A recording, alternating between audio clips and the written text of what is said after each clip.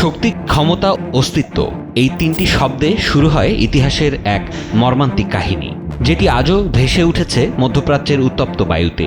Iran ও মার্কিন যুক্তরাষ্ট্র সম্পর্ক এক দীর্ঘ ও জটিল ইতিহাসে গড়া, যেখানে 1979 সালের ইসলামী বিপ্লবের পর দুই দেশের মধ্যে অশান্তির আগুনে এক নতুন দিক উন্মোচিত হয়। সেই থেকে আজ অবধি কখনো শান্ত, কখনো উত্তপ্ত, কখনো অশান্ত এ সম্পর্ক যেন সময়ের স্রোতে গড়ে উঠেছে এক ভয়াবহ ছায়ার মতো, যা একে অপরকে শোষণ করতে চায় একটি অদৃশ্য যুদ্ধের ভূমিতে। এদিকে বিশ্বমঞ্চে সবচেয়ে বড় খেলার প্লেয়ারদের মধ্যে যখন পারমাণবিক অস্ত্রের খেলা শুরু হয়, তখন ইরান তার পরমাণু কার্যক্রমকে দাবি করে শান্তিপূর্ণ, কিন্তু পশ্চিমা বিশ্ব ও ইসরায়েল ভয়ে সেখান থেকেই শুরু করে নিজেদের উদ্বেগ প্রকাশ। 2015 সালে ইরান ও 6 বিশ্বশক্তি যুক্তরাষ্ট্র, যুক্তরাজ্য, ফ্রান্স, রাশিয়া ও চীন একটি ঐতিহাসিক চুক্তি সই করেছিল। চুক্তিটি ছিল এক অমূল্য সুযোগ। ইরান তার পরমাণু কর্মসূচি সীমাবদ্ধ রাখবে এবং বিনিময়ে আন্তর্জাতিক অর্থনৈতিক নিষেধাজ্ঞা উঠে যাবে। তবে 2018 সালে মার্কিন প্রেসিডেন্ট ডোনাল্ড ট্রাম্প একতরফাভাবে চুক্তি থেকে বের হয়ে গিয়ে বিশ্বকে জানিয়ে দেন তিনি বিশ্বাস করেন এই চুক্তি শুধু ইরানকে আরও শক্তিশালী করে তুলেছে। ট্রাম্পের এমন চিন্তা আর সিদ্ধান্তই ফের উত্তপ্ত করে তোলে বিশ্বকে। রাশিয়া, চীন, এমনকি ফ্রান্সও চটে যায় যুক্তরাষ্ট্রের বিরুদ্ধে। ইরান তার পরমাণু কর্মসূচি পুনরায় শুরু করে। ইউরেনিয়াম সমৃদ্ধির হার বাড়িয়ে দেওয়া হয়, আর এখন ইরান 60% ইউরেনিয়াম সমৃদ্ধ করেছে, যা পারমাণবিক অস্ত্র তৈরি করার জন্য একদম কাছাকাছি কিংবা যথেষ্ট। যে কারণে ট্রাম্প একের পর এক হুমকি ধামকি দিয়েই যাচ্ছে ইরানকে, কিন্তু খামেনি মুচকি হেসে তার কাজ করেই যাচ্ছেন। থোড়াই কেয়ার করছেন যুক্তরাষ্ট্রের নিষেধাজ্ঞা কিংবা হুমকিকে। আয়াতুল্লাহ খামেনি বলছে, যদি ইরানকে আক্রমণ করা হয় তারা বাধ্য হয়ে পরমাণু অস্ত্র তৈরি করবে। তাদের বিজ্ঞানীরা এখন আরও দক্ষ, তাদের হাতে এখন সেই সব গোপন পদ্ধতি যা যে কোনো আক্রমণের পরও তাদের পরমাণু ক্ষমতা বাড়াতে পারবে। এদিকে মার্কিন প্রেসিডেন্ট ট্রাম্প দুটি পথের মধ্যে হাঁটছেন। একদিকে ইরানকে চাপ দিতে চাইছেন, অন্যদিকে কূটনৈতিক আলোচনার প্রস্তাবও রাখছেন। ফেব্রুয়ারিতে তিনি ইরানের সর্বোচ্চ নেতা আয়াতুল্লাহ আল খামেনির কাছে একটি চিঠি পাঠান, যেখানে তিনি সরাসরি আলোচনার আহ্বান জানান। কিন্তু ইরান সরাসরি আলোচনার প্রস্তাব প্রত্যাখ্যান করে। তেহরান সাফ জানিয়ে দেয় বৈঠক হবে পরোক্ষভাবে, সরাসরি নয়। বাধ্য হয়ে যুক্তরাষ্ট্র ওমানের মধ্যস্থতায় সেই পরোক্ষ বৈঠকে বসে, কিন্তু সেখানেও কোনো সমাধান আসেনি।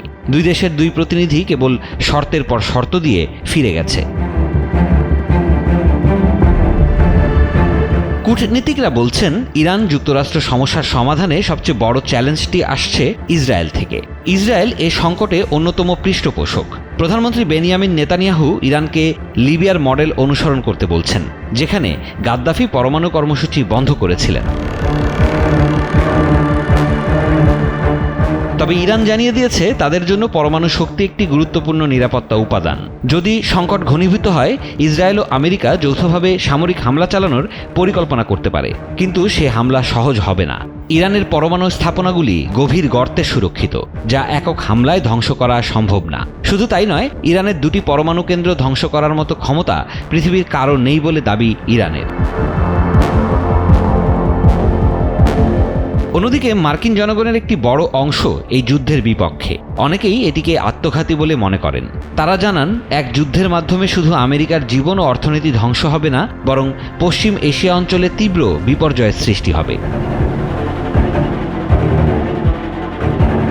সাংবাদিক ট্রাকার কালসন সাবধানী হয়ে বলছেন, ইরানের সঙ্গে যুদ্ধ আমাদের জন্য আত্মঘাতী হবে। হাজার হাজার আমেরিকান প্রাণ হারাবে। তারপরও ইসরায়েলকে বিমান প্রতিরক্ষা ব্যবস্থা এবং যুদ্ধবিমান সরবরাহ করছে, যা ইঙ্গিত দেয় যে তারা সামরিক পদক্ষেপ নিতে প্রস্তুত হচ্ছে। ট্রাম্প নিজেই বলেছেন, পরমাণু চুক্তি না হলে ইরানকে সামরিক পদক্ষেপের মুখোমুখি হতে হবে, আর সেই পদক্ষেপে ইসরায়েলই নেতৃত্ব দেবে। যদিও তাতে ইরান তথা খামেনির কপালে মোটেও ভাঁজ ফেলতে পারেনি।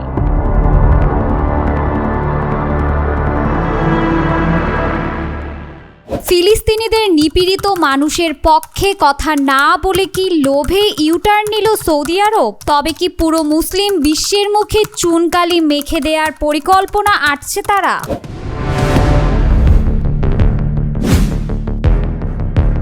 এবার অনেকটাই যেন বদলে গেল আরব বিশ্ব।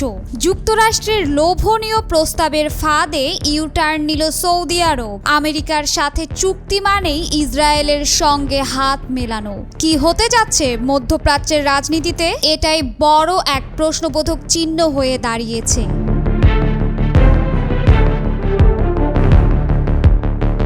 আমেরিকার জ্বালানি সচিব ক্রিস রাইটের কাগজে যদি একবার সৌদি স্বাক্ষর করে, তাহলেই ইসরায়েলের মিত্র হিসেবে বিশ্ব ইতিহাসে উঠে আসবে সৌদির নামও।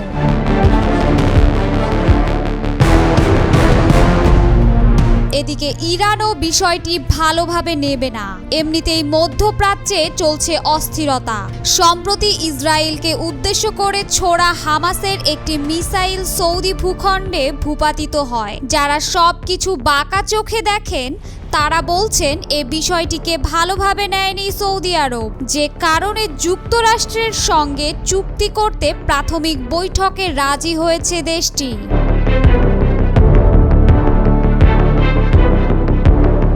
যুক্তরাষ্ট্র ও সৌদি আরব এগিয়ে যাচ্ছে বেসামরিক পারমাণবিক কর্মসূচিতে একযোগে কাজ করতে।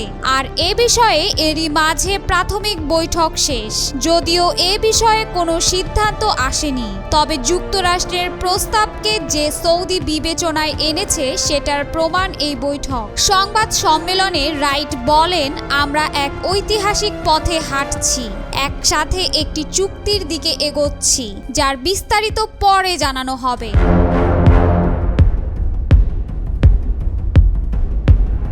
এই সেই আমেরিকা যার মিত্র ইসরায়েল, আর সেই রাষ্ট্র এখন সৌদি রাজপরিবারের দরজায় দাঁড়িয়ে বলছে, আসুন পারমাণবিক প্রযুক্তিতে ভাগ বসাই। আর এখানে ঘুরে যায় গল্প। সৌদি আরব জানিয়েছে তারা ইউরেনিয়াম সরবরাহ করবে, জ্বালানি পুনঃপ্রক্রিয়াকরণ থেকে পিছাবে না। তাদের চোখে এক দ্বিধাহীন দৃঢ়তা, যা কেবল বেসামরিক নয়, সম্ভাব্য অস্ত্রের ভবিষ্যতের প্রতিধ্বনি।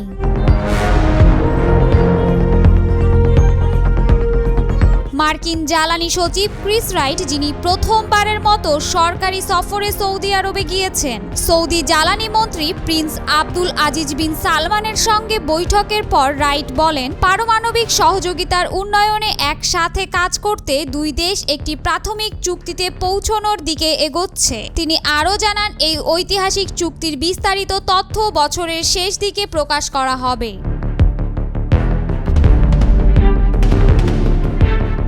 তিনি বলেন, পারমাণবিক খাতে মার্কিন অংশীদারিত্ব এবং সম্পৃক্ততা নিশ্চিত করতে অবশ্যই একটি চুক্তি হবে। এমনভাবে একটি চুক্তি গঠনের অনেক উপায় রয়েছে যা সৌদি আরবের উদ্দেশ্য ও আমেরিকার উদ্দেশ্য দুটোকেই পৃথক করবে। এমনভাবে একটি চুক্তি গঠনের অনেক উপায় রয়েছে যা সৌদি আরবের উদ্দেশ্য ও আমেরিকার উদ্দেশ্য দুটোকেই পূরণ করবে।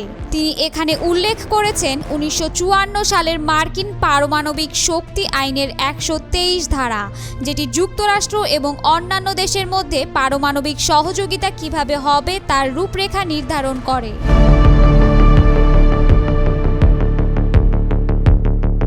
রাইট আরও জানান, সৌদি আরব এখনও এই আইনের অধীনে নির্ধারিত শর্তগুলো মেনে নিতে রাজি হয়নি। এই আইনে 9টি নির্দিষ্ট মানদণ্ড রয়েছে, যেগুলো অনুসরণ করলে কোনো দেশ পারমাণবিক প্রযুক্তি ব্যবহার করে অস্ত্র তৈরি করতে পারবে না বা সংবেদনশীল উপকরণ অন্য দেশের কাছে স্থানান্তর করতে পারবে না।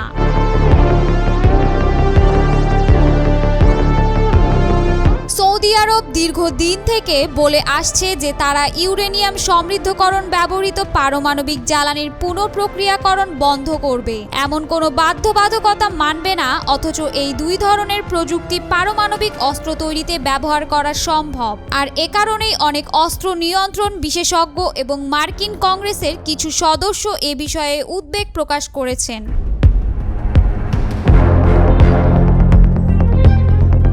এই সম্ভাব্য চুক্তি মার্কিন যুক্তরাষ্ট্রের সাবেক প্রেসিডেন্ট জো বাইডেনের প্রশাসনের কৌশল থেকে এক বড় ধরনের পরিবর্তনের ইঙ্গিত দেয়। বাইডেন প্রশাসন এর আগেই চেয়েছিল সৌদি আরব ও ইসরায়েলের মধ্যে সম্পর্ক স্বাভাবিক না হলে এমন কোনো পারমাণবিক চুক্তি না হোক, তবে এখন মনে হচ্ছে সেই শর্ত আর রাখা হয়নি।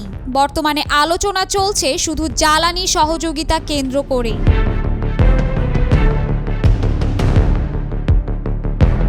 এদিকে বিশ্লেষকরা বলছেন, সৌদি যদি যুক্তরাষ্ট্রের সঙ্গে এমন কোনো চুক্তি করেও তবে তা ইসরায়েল বা ইরানের সঙ্গে সম্পর্কে হেরফের হবে না।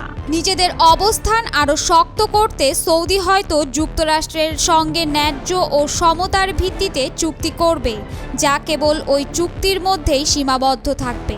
সেখানে ভিন্ন কোনো দেশের সঙ্গে সৌদির মনোভাবের পরিবর্তন হবে না। আর যদি তাই হয় তাহলে হয়তো মধ্যপ্রাচ্য মাথা উঁচু করেই বিশ্ব ভূখণ্ডে থাকবে, আর তা না হলে ফের উত্তপ্ত হতে থাকবে আরব বিশ্বের রাজনীতি।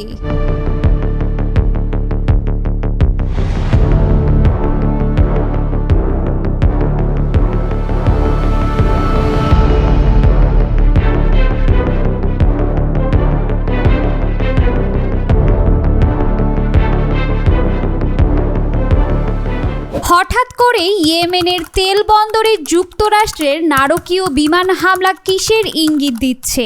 এই হামলায় কি হুথিরা থেমে যাবে, নাকি নতুন করে জ্বলে উঠল প্রতিশোধের আগুন? ইয়েমেনের রাস ইসা তেল বন্দরে যুক্তরাষ্ট্রের ভয়াবহ বিমান হামলায় প্রাণ হারিয়েছে অন্তত 58 জন, আহত হয়েছেন আরও 126 জন। নিহতদের মধ্যে অধিকাংশই ছিলেন সাধারণ শ্রমিক, যারা অনেকেই ছিলেন ট্রাক চালক ও তেলবাহী পাইপলাইনের কর্মী।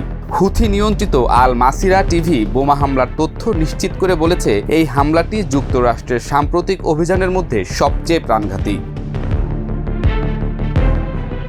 এই হামলার পরপরই ঘটনাস্থলে ছুটে যায় ইয়েমেনের সিভিল ডিফেন্স কর্মী ও রেড ক্রিসেন্টের টিম। আগুন নেভানো ও আহতদের উদ্ধার কাজ চালাতে গিয়ে তারা প্রচণ্ড চ্যালেঞ্জের মুখে পড়েন। বোমার ধোঁয়ায় ঢাকা বন্দর প্রকম্পিত, আতঙ্কিত মানুষের আর্তনাদে। হামলার বিষয়ে যুক্তরাষ্ট্রের সেন্ট্রাল কমান্ড সেন্টকম বলছে, তাদের মূল লক্ষ্য ছিল হুথিদের জ্বালানির উৎস ধ্বংস করা, কারণ এই তেলবন্দর থেকে উপার্জিত অর্থ দিয়েই হুথিরা অস্ত্র সংগ্রহ করে ও লোহিত সাগরে বাণিজ্যিক জাহাজে হামলা চালায়। সেন্টকম বলছে, এই তেলের উৎস হুথি সন্ত্রাসীদের অর্থনৈতিক শক্তি, যেটাকে আজ ধ্বংস করা হয়েছে। কিন্তু এই আঘাতের প্রভাব শুধু একটি তেল বন্দরই সীমাবদ্ধ নেই। রাস ইসা হলো ইয়েমেনের 3টি প্রধান বন্দরের একটি। এটি ব্যবহার করেই দেশে প্রবেশ করে প্রায় 70% আমদানি পণ্য ও 80% বেশি মানবিক সহায়তা। তাই এই বন্দরের উপর হামলা মানে গোটা দেশের খাদ্য, ওষুধ ও জ্বালানি সরবরাহ হুমকির মুখে পড়া। হুথিদের প্রতিক্রিয়া এসেছে তীব্র ও রাগান্বিত ভাষায়। হুথি সরকারের প্রতিরক্ষা মন্ত্রী মোহাম্মদ নাসের আল আতিফি স্পষ্ট করে দিয়েছেন, এই হামলা তাদের গাজা সমর্থন থেকে বিচ্যুত করবে না, বরং এই আগ্রাসন ইয়েমেনিদের প্রতিরোধ আরও দৃঢ় করবে বলে হুঁশিয়ারি উচ্চারণ করেন তিনি। যুক্তরাষ্ট্রের ইয়েমেনে হামলার কয়েক ঘন্টার মধ্যেই ইসরায়েল দাবি করে, তারা ইয়েমেন থেকে ছোড়া একটি ক্ষেপণাস্ত্র প্রতিহত করেছে। উল্লেখ্য, হুথিরা গত নভেম্বর থেকে 100টিরও বেশি হামলা চালিয়েছে এমন জাহাজে, যেগুলো তারা ইসরায়েল সম্পর্কিত বলে দাবি করে। তাদের ভাষায় এসব হামলা গাজায় ইসরায়েলের আগ্রাসনের প্রতিক্রিয়া। এই ঘটনার পর আন্তর্জাতিক প্রতিক্রিয়া এসেছে ভিন্ন ভিন্ন দৃষ্টিভঙ্গি থেকে। জাতিসংঘ উন্নয়ন কর্মসূচি ইউএনডিপি রাস ইসাকে ইয়েমেনের অপরিবর্তনীয় ও অত্যন্ত গুরুত্বপূর্ণ অবকাঠামো হিসেবে উল্লেখ করেছে। এই বন্দর ধ্বংস হওয়া মানে মানবিক বিপর্যয়ের মাত্রা কয়েক গুণ বাড়বে। আরব লীগ এই হামলার নিন্দা জানিয়ে বলেছে, এটা ইয়েমেনের সার্বভৌমত্বের লঙ্ঘন এবং একটি স্পষ্ট যুদ্ধাপরাধ। ইরান একে অবৈধ আগ্রাসন বলেছে। চীন ও রাশিয়া বলেছে, এই ধরনের একতরফা সামরিক ব্যবস্থা গোটা মধ্যপ্রাচ্যে আরও অস্থিতিশীলতা বাড়িয়ে তুলবে। সব মিলিয়ে প্রশ্নটা এখন শুধু ইয়েমেন নিয়ে নয়, এই আঞ্চলিক সংঘাত কি এবার আরও ভয়াবহ দিকে যাচ্ছে? যুক্তরাষ্ট্র বলছে তারা হুথিদের থামাতেই এই হামলা চালিয়েছে, কিন্তু বিশ্লেষকদের একাংশ বলছেন, এতে করে সহিংসতা না কমে বরং নতুন করে জ্বলে উঠতে পারে প্রতিশোধের আগুন, এবং আবারও সেই আগুনের শিকার হবে সাধারণ মানুষ।